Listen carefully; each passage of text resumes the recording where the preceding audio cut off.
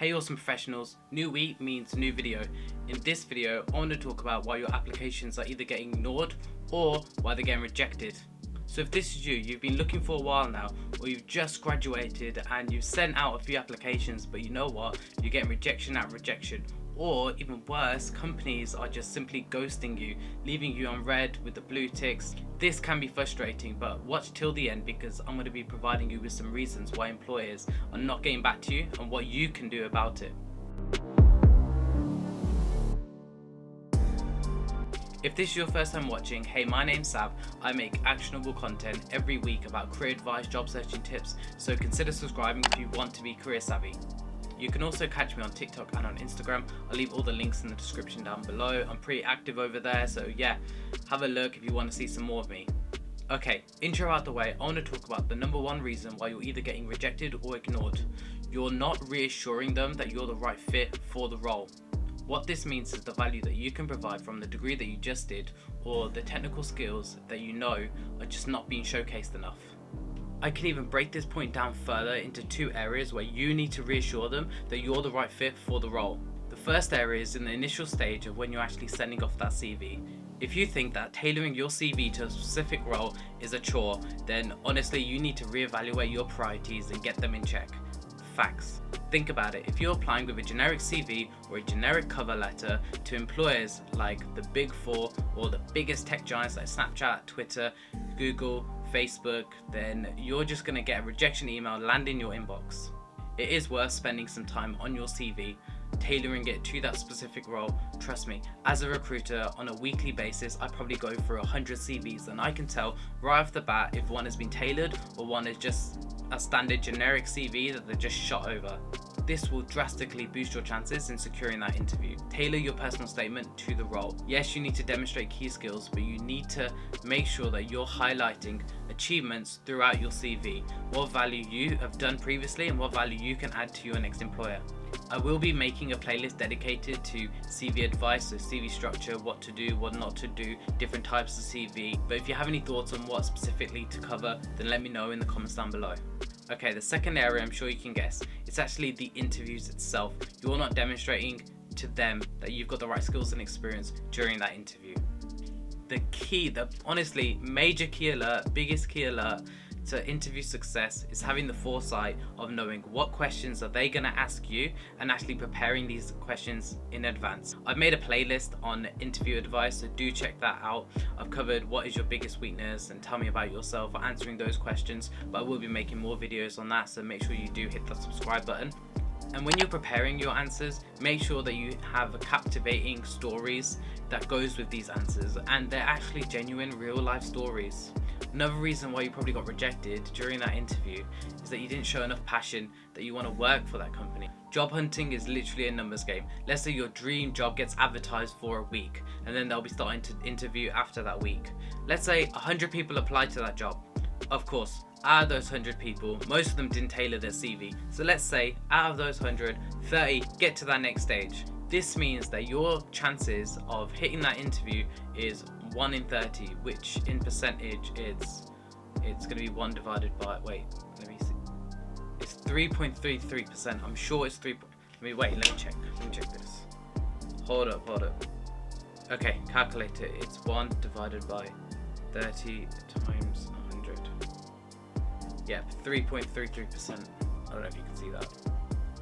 So yeah, you have a 3.33% of actually passing that interview compared to the other 29 people actually obviously going for that interview. Your chances will dramatically increase if you show them why you're the right fit for the role, how you can actually add value to that company, asking them the right questions at the end of the interview. These are all little things that you can do during that interview that will just reassure them that you're right for the position. Okay, my next tip why you're getting ignored is that you are simply late to the party when you was applying for that job. You submitted that job application too late and they've already started first round interviews. And you know what? During that first round, they found an absolute gem and they've kept that person, and they're not going to be, why should they look for more candidates? Usually it's a first come first serve basis. If someone's right for the role, why you want to stick around and wait for that person to just go elsewhere? You want to hire that person straight away. Let me tell you a story about how I completely missed the boat. If you don't already know by now, I graduated in 2017 with a chemistry degree, and in 2016 I was trying to actually secure myself a summer placement and actually try and get some real life experience, because I knew if I had experience then it would just be easier for me to get that job when I do graduate. So come 2016, I'm researching summer placements, and I came across one on Gradcracker from Johnson Matthey. Johnson Matthey, I'm pretty sure that's how you pronounce it. Wait, let me just... Johnson Matthey. No, never mind. I was gonna do, you know, one of those, you put in Google Translate and then you can just hear the robot voice of how it sounds. Wait, hey Siri. Hey Siri. Johnson Matthey. How do you pronounce Johnson Matthey? Hey Siri. How do you pronounce Johnson Matthey? Did you hear me? How do you pronounce Johnson Matthey? Alright then, okay, I'm just digressing here anyway. Well, that was no help, thanks. So anyways, I found one application from Johnson Matthey, from Gradcracker, and I really wanted to apply to it.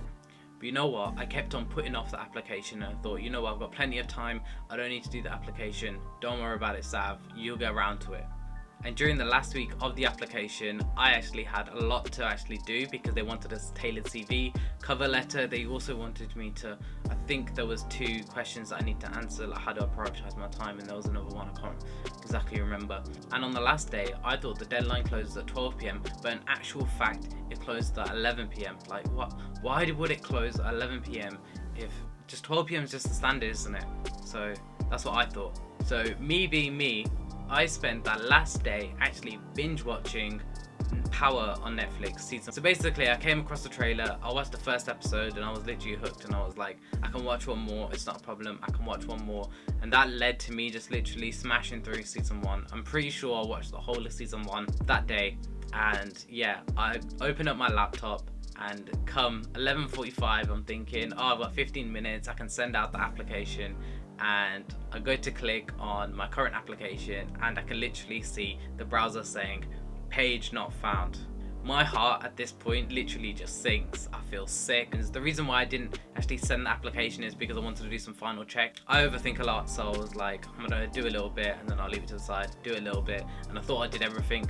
So yeah, logging into the portal and it's like page not found, and I'm like, oh my god. I literally panicked, and I sent them this email that you could probably see. I'll probably put it on the screen. But yeah, honestly, it was the worst feeling ever. Don't take a page out of my book and just leave it to the last minute. Don't procrastinate. When you see a job opportunity and it's the one that you like, go and apply for it. Honestly, you want to beat the crowd. The competition right now is actually just huge. What's the statistic of graduate teacher? What is it? Okay, I've only got 2018 to 2019, but it was flipping out. 2017 2018 was 777,005. I don't know where the 5 came from. And then 2018 it was 801,135. It's around 20,000 each year. More students go do an undergraduate, graduating, which is that's actually pretty nuts. That's crazy. Whoa, I've just literally sidetracked myself now. Okay, yeah, Johnson Matthey. So back to what I was saying is, you want to apply straight away. Okay, apply straight away, trust me. Don't pull this out. So what you need to do is actually put job alerts on the sites that you're actually job searching for. So if it's CV Library or Indeed, I'm sure you can put alerts or email reminders, and just honestly get that spam, get them emails, new jobs each day. Check your emails and just keep refreshing and have a look. Just be on it. If you're on LinkedIn, then you can actually set job alerts, and I highly recommend you do this. You want to catch these while it's hot, fresh out the oven. Don't procrastinate. Don't do what I did. But before you hit apply, I'd recommend using your stalker skills to actually find out who that person is that wrote that job post. And when you've applied to that role directly, then what I do is go onto LinkedIn and connect with that person. Oh wait, I'm just thinking, most of you might not know what LinkedIn. If you don't know what LinkedIn is, pause this video, hit like on this video, open up a new tab, create a profile on LinkedIn. It's literally one of the best tools that you can use to actually find yourself a new job, or even network your way into a new job. I have a lot of LinkedIn tips on my Instagram, so go and head over to my Instagram if you do want to know how to actually network your way. I made a video, I think, on networking your way into Tesla. So yeah, do check that out. I'm sure I will in the future make a deep dive on how to use LinkedIn effectively. People just need help revamping their profile, so that's absolutely fine. It's pending, trust me, it's coming. You know what's actually sad when you deep it? I actually have more LinkedIn followers than I do on Instagram, which I don't know if that's a good thing or a bad thing, but yeah. Anyways, getting sidetracked here. Go onto LinkedIn, connect with that hiring manager and mention something along the lines of, hey, I saw this post and I'm really interested in applying. And then just, yeah, literally be genuine why you're interested in applying. Mention the reasons, mention your relevant skills that you have. This is going to boost your chances of securing that interview and making sure that your profile, your application is seen. Especially when your LinkedIn profile is up to date, that hiring manager can quickly scan, oh, this person's been at this company, they're getting this set of skills, this would be perfect for the role that I've actually advertised. And they've reached out directly to me, showing how they're using their initiative and how much they actually want this job. This will help you stand out from the crowd. Okay, the last reason why you're getting ignored is maybe they've actually put that job on hold. This could be due to a number of reasons.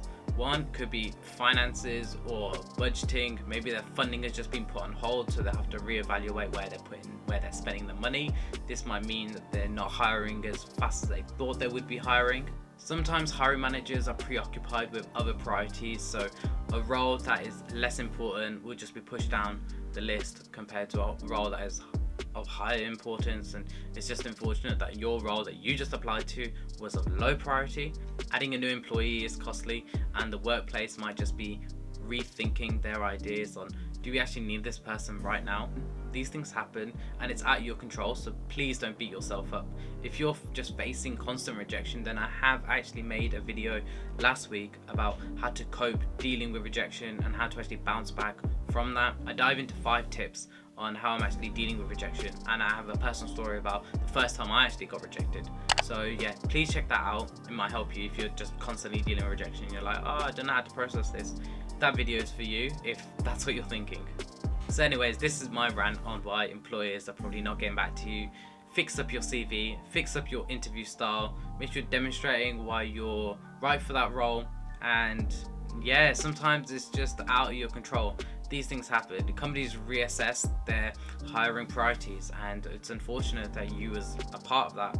If there's anything that I've missed, or if you want to add your 2 pence, please feel free to drop it down in the comments below. I do read all the comments. I will be interacting with all the comments, and yeah, it means a lot actually dropping a comment.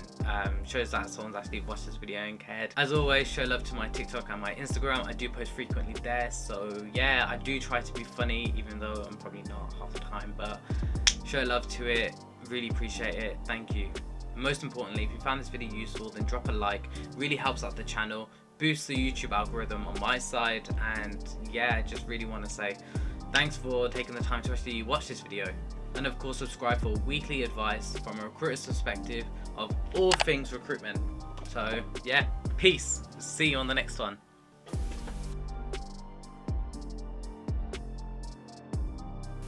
Hey awesome professionals, new week means new... Dad, shut up! I'm recording! Why?